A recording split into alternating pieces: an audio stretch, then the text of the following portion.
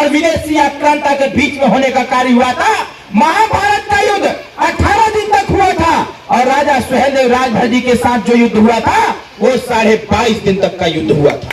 22.5 दिन।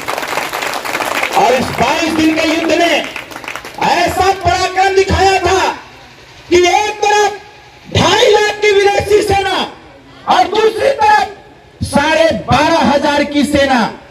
आप एक तरफ 12,500 और दूसरी तरफ 2.5 लाख और सीमित संसाधन से राजा सुहेलदेव राजभर जी युद्ध लड़ रहे थे। और ऐसा स्थिति पैदा किया था राजा सुहेलदेव राजभर जी ने। बताया था विदेशी आक्रांता को, अगर नानपारा के मैदान में तुम आ गए हो तो यहां से तुमको सुहेलदेव राजभर वापस नहीं जाने देगा और जाने देगा।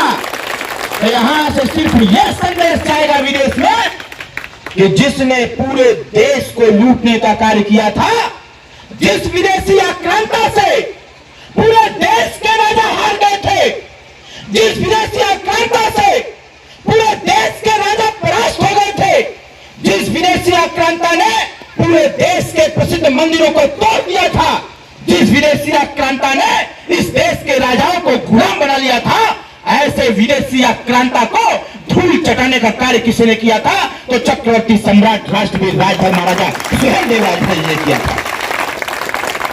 इतिहासकारों को बाध्य होकर लिखना पड़ा कि जब भी इस देश में किसी सूरवीर का इतिहास लिखा जाएगा, जब भी किसी सूरवीर की किताब लिखी जाएगी, जब तक उस किताब में राजा सुहेलदेव राजभर जी का नाम नहीं आएगा तब तक वो पूर्ण इतिहास नहीं कहा जा सकता है। साथियों, इतना बड़ा पराक्रम राजा सुहेलदेव राजभर जी ने कर दिखाया था। और आपको बताऊं, राजा सुहेलदेव राजभर जी एक ऐसे वीर योद्धा थे, एक ऐसे वीर योद्धा थे जिनके साम्राज्य में, जिनके राज्य में जो नियम चलते थे और जिस नियम से अपने राज्य को चलाने का कार्य किया करते थे, राजा सुहेलदेव राजभर की वीरता को देखते हुए, उनके राज्य की कुशलता को देखते हुए और उनके राज्य संचालन की कुशलता को देखते हुए पूरे दुनिया के लोगों ने राजा सुहेलदेव राजभर जी के नियम को स्वीकार किया था, जिस प्रकार से कुशलता के साथ अपने राज्य को चलाने का कार्य करते थे। इसीलिए कहा जाता है इतिहास में कि नागवंशी क्षत्रिय राजभर जो उस समय प्रतापी हुआ करते थे, इनका इतिहास में दर्ज है कि जब राजा सुहेलदेव राजभर और विदेशी आक्रांता के मध्य युद्ध हुआ था, उस युद्ध के बाद लगभग 300 साल तक कोई भी विदेशी आक्रांता भारत की तरफ आंख उठाकर नहीं देख पाया था। क्यों नहीं देख पाया था इस देश की तरफ? इसलिए कि राजा सुहेलदेव राजभर के घनघोर महायुद्ध के बाद पूरे दुनिया में संदेश गया कि अन्य देश की तरफ देख लेना, लेकिन भारत की तरफ अगर देखोगे तो भारत में एक योद्धा रहता है, राजा सुहेलदेव राजभर। इस धरती पर भारत में एक जाति पाई जाती है, राजभर, जिसको उस समय भर राजभर कहा जाता था, नागवंशी क्षत्रिय राजभर कहा जाता था। लोगों को पता चल गया था अगर भारत के तरफ गलत निगाह से देखोगे तो वहां के राजभर लोग तुम्हारी आंखें निकाल लेंगे, अगर हाथ उठाने का काम करोगे तुम्हारा हाथ काट दिया जाएगा। ऐसा पराक्रम राजा सुहेलदेव राजभर जी ने कर दिखाया। 300 साल तक कोई भी विदेशी आक्रांता भारत में प्रवेश नहीं कर पाया था।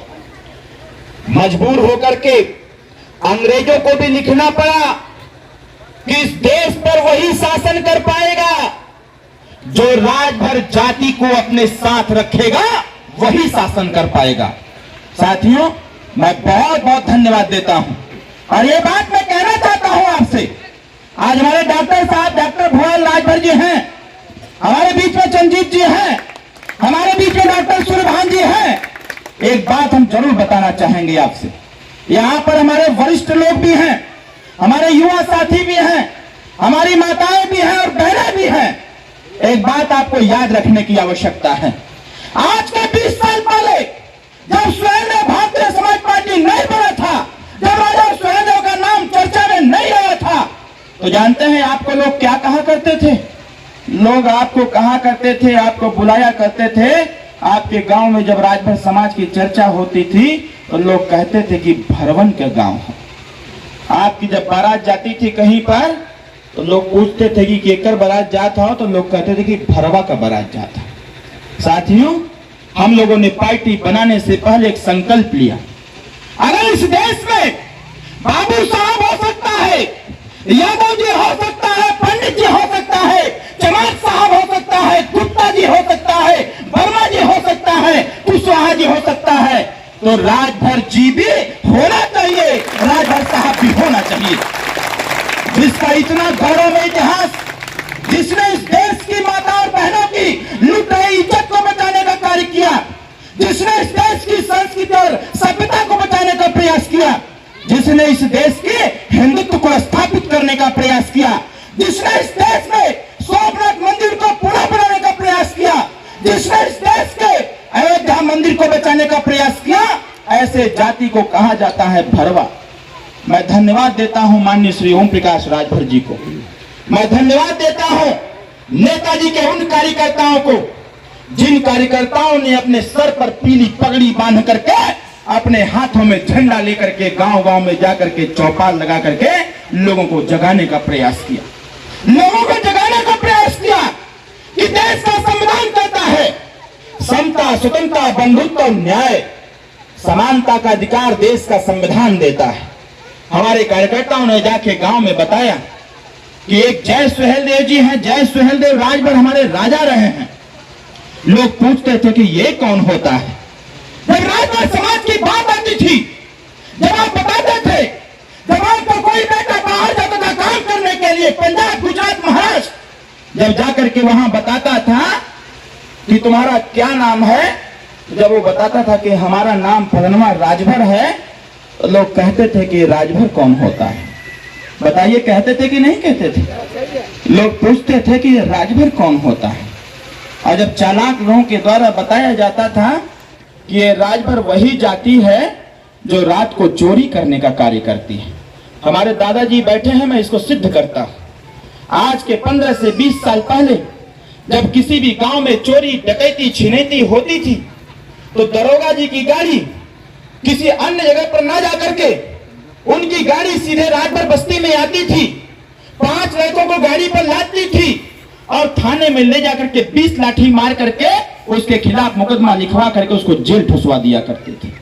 साथियों, पार्टी बनाने के बाद नेताजी ने कहा, अगर इस देश में राजभर समाज रहता है, अगर इस देश में राजभर समाज की जनसंख्या है, अगर इस देश में राजभर समाज का इतिहास बताता है, इस देश में हिंदुत्व को हमने स्थापित किया, इस देश के लुटे हुए टूटे हुए सोमनाथ मंदिर को अगर स्थापित करने का कार्य किया तो राजभर राजा सुहेलदेव राजभर जी ने किया। इस देश में जब अयोध्या को विदेशी आक्रांताओं द्वारा लूटा जा रहा था तो उसको बचाने का काम अगर राजभर समाज के लोगों ने किया था, तो ये भरवा शब्द बंद होना चाहिए।